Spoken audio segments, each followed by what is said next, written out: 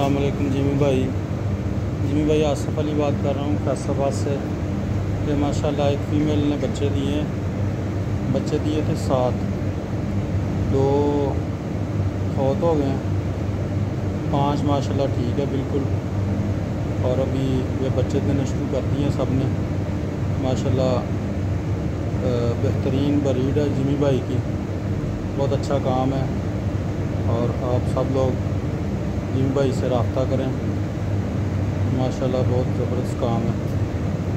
ये मेरा फार्म है वाजीवा डेयरी फार्म, वाजीवा रैबिट फार्म मैंने इनका नाम रखा है।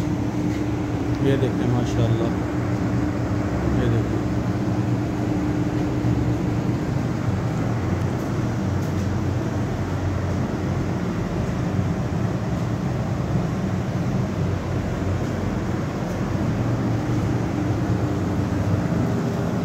बच्चे डेड हो गए हैं, 5 बच्चे बेहतरीन। ये देखें माशाल्लाह बहुत अच्छा काम जा रहा है।